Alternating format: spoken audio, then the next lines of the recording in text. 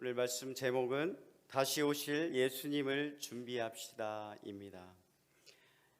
옛날에 어렸을 때의 시골에서는 농사일로 늘 단조로운 삶을 살았습니다. 그런데 시내에서 반가운 손님이 오면 신기하고 반가웠습니다.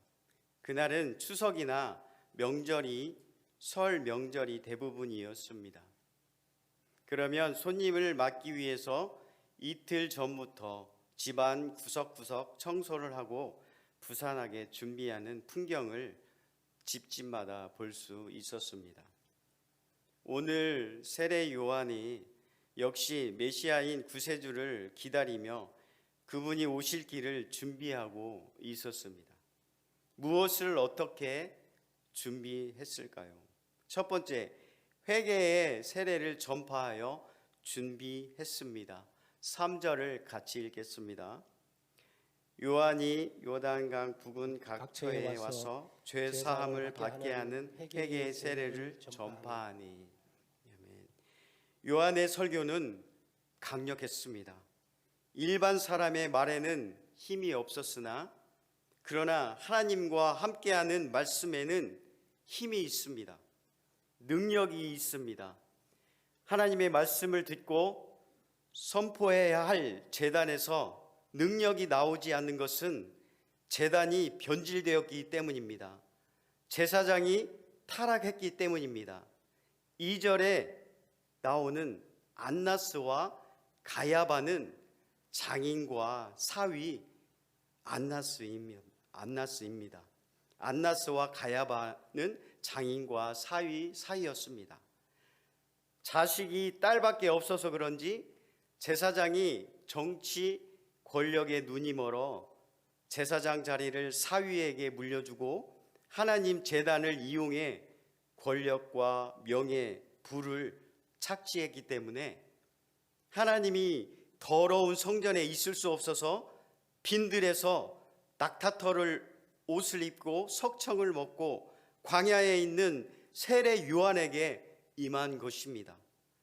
요한의 설교에 사람들이 모여들기 시작했습니다. 요한의 선포에는 강력한 무언가가 있다라는 것을 사람들은 느꼈기 때문에 모여든 것입니다. 세상의 방법과 처세로 사람들이 모인 것이 아니라 사람들의 죄로 인해 하나님과 멀어져 가고 있기 때문에 회개하지 않으면 영원히 돌이킬 수 없는 수렁텅이에 빠진다는 세례 요한의 설교에 찔림을 받고 회개하는 사람들이 모이기 시작한 것입니다. 사람들이 회개하기 시작했습니다. 회개는 죄에서 돌아서서 하나님에게 다시 유턴하는 것을 말합니다. 회개하면 사람이 변합니다. 회개하면 원수가 친구로 변합니다. 회개하면 사나운 성격이 온순해집니다. 그리고 요한은 죄사함을 얻게 하는 물 세례를 최초로 시행합니다. 죄사함을 받으려면 구약시대에서부터 오로지 양, 염소, 소, 흠없는 동물의 피여야만 했습니다. 그런데 유대 사회에서 있을 수 없는 물 세례를 주질 않나 이단 종교 행위를 요한이 하기 시작한 것입니다. 사람들이 성전에 모여야 하는데 많은 사람들이 세례 요한에게 모여들기 시작합니다. 이상한 물 세례, 종교 행위하는 것을 유대 종교 지도자들이 알고 잘못된 행위를 보기 위해 세례받는 행렬에 끼어들자 세례 요한이 성령에 강권적으로 선포합니다. 7절 같이 읽겠습니다. 요한이 세례받으러 나오는 무리에게 이르되 독사의 자식들아 누가 너희에게 일러 장차 올 진노를 피하라 하더냐. 아멘. 요한은 타락한 유대 종교 지도자들에게 일침을 놓습니다. 하나님의 말씀을 전해야 할 지도자들이 하나님의 말씀을 남용하고 오용하여 백성들의 물질을 갈취하고 편취해 권력과 부를 착취했던 중세 카톨릭이 이단 중에 이단이듯이 유대 종교 지도자들 역시 이러한 범죄를 짓고 있었기에 세례 요한은 독사의 새끼들이라고 강력하게 선포했습니다. 그리고 회개에 합당한 열매를 맺어야 한다고 소리쳤습니다. 8절 같이 읽겠습니다. 그러므로 회개에 합당한 열매를 맺고 속으로 아브라함이 우리 조상이라 말하지 말라. 내가 너희에게 이르노니 하나님이 능히 이 돌들로도 아브라함의 자손이 되게 하시리라. 아멘. 우리는 회개에 합당한 열매를 맺어야 합니다. 회개를 하고 용서의 열매가, 회개를 하고 사랑의 열매가, 회개를 하고 화평의 열매가, 회개를 하고 온유의 열매가 열렸는지, 아니면 회개를 했는데 여전히 시기하고 미워하고 질투의 열매를 맺고 있는지, 나에게는 회개에 합당한 무슨 열매가 열렸는지 다시 돌아보는 저와 여러분이 다 되시길 소망합니다. 요한은 회개에 합당한 열매를 맺지 아니하면 찍혀 불에 던져진다고 무서운 말을 합니다. 9절 같이 읽겠습니다. 이미 도끼가 나무 뿌리에 놓였으니 좋은 열매 맺지 아니하는 나무마다 찍혀 불에 던져지리라.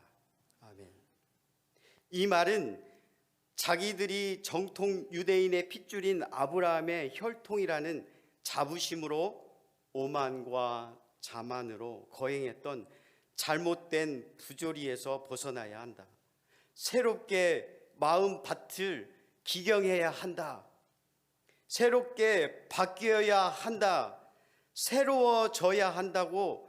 그렇지 않으면 도끼가 나무 위에 있어서 찍혀서 불에 던져진다라고 요한은 강력하게 선포합니다. 오늘 이 말씀과 한문이 비슷한 한자가 있어서 한번 여러분께 소개해 드리겠습니다. 바로 방금 이 새로운 신자입니다. 신자를 한번 파자를 해보겠습니다. 다음 세신 다음 세시에는 도끼근과 자리 위 밑에 나무 목입니다. 바로 도끼가 나무 위에 있다. 근데 어떻게 한문을 만든 사람이 새로운 신자라는 뜻을 이렇게 만들었을까? 신기하지 않을까요? 바로 오늘 말씀에 적용을 하니까 딱 떨어졌습니다. 새로운 신자를 보면은 새로운, 두 번째 새롭게 다시, 세 번째는 처음으로, 새로움, 새해, 새롭게 한, 새로, 개간, 나라의 이름, 아홉 번째는 새로워지다, 개선되다, 열 번째 새롭게 하다, 새롭게 고치다. 한 글자씩 보면 뜻에도 보면 오늘 성경 말씀과 일맥상통한 것을 볼 수 있습니다. 우리는 세례 요한이 선포한 것처럼 새로워져야 합니다. 새로워지지 않으면, 회개에 합당한 열매를 맺지 아니하면 도끼가 어디 위에 있다고요? 나무 위에 있습니다. 우리의 나무가 언제 찍힐지 모릅니다. 회개에 합당한 열매를 맺기 위해 우리는 항상 회개하며 하나님 앞에 한 걸음 한 걸음 나아가는 저와 여러분이 다 되시길 소망합니다. 새롭게 변하지 않고 과거의 잘못된 풍습이나 관행으로 계속 살아간다면, 새로운 열매를 맺지 않는다면 가차없이 도끼로 배임을 당하고 영원한 불못에 던져진다는 요한이 말씀한 것입니다. 변질된 유대 제사장과 율법사들이 그렇게 아브라함의 혈통을 주장만 하면 뭐합니까? 하나님의 음성도 못 듣고 결국 예수님을 못 박는 어처구니 없는 행동을 하며 마귀의 종노릇을 하며 지옥의 땔감으로 쓰임을 받는 줄도 모르고 하나님의 일을 한다고 명예와 부를 누리기만 하니까 열받은 요한이 말합니다.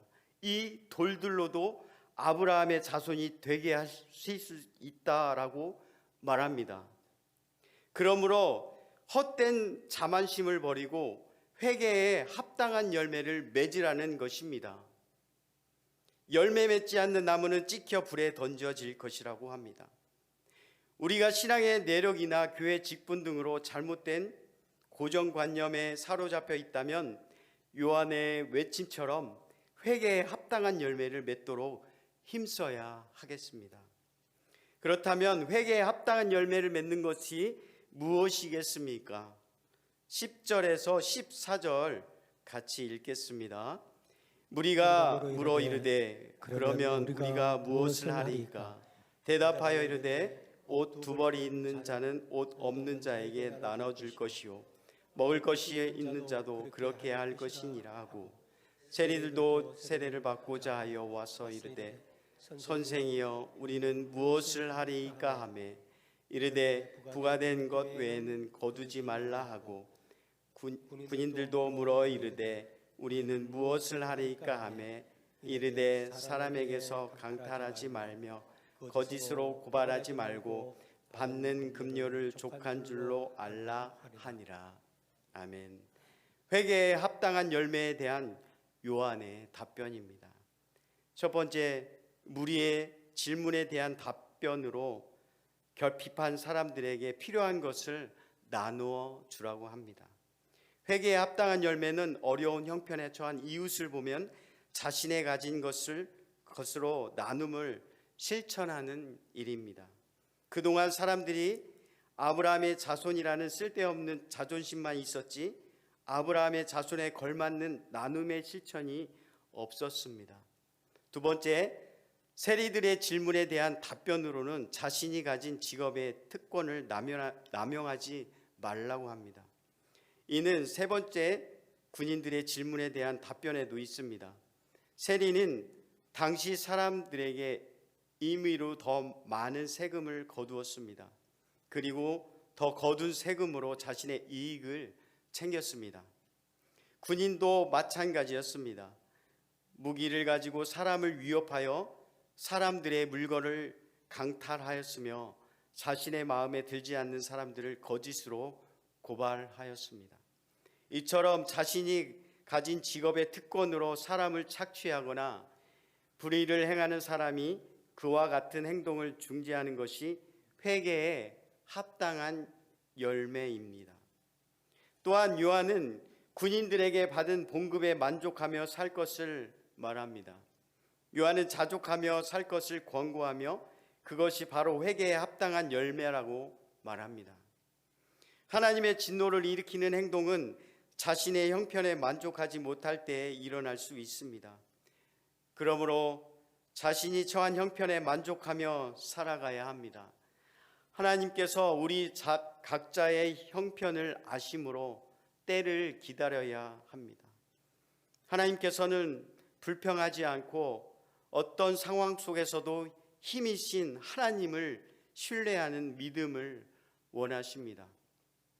두 번째입니다. 성령으로 세례를 주실 예수님을 기다립니다. 15절에 많은 사람들이 요한을 혹 그리스도이신가 심중에 생각하니까 요한이 이를 알고 사람들에게 예수님이 누구이신지를 알려주십니다. 16절에서 17절 같이 읽겠습니다.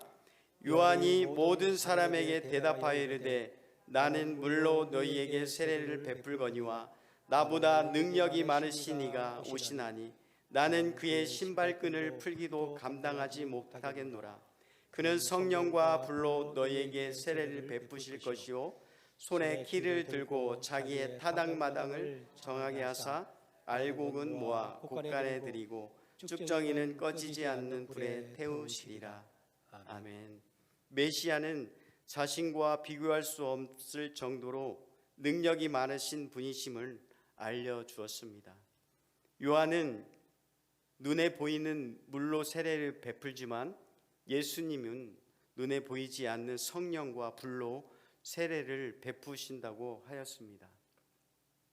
그리고 예수님은 심판주가 되심으로 마치 타작마당에서 알곡과 쭉정이를 분리하듯이 의인과 악인을 구별하여 심판하시는 능력이 많으신 분임을 말씀하고 계십니다. 마지막으로 복음을 전하며 준비했습니다. 18절 같이 읽겠습니다. 또 그 밖에 어려운 가지로 권하여 백성에게 좋은 소식을 전하였으나. 아멘. 백성에게 좋은 소식이란 복음을 말합니다.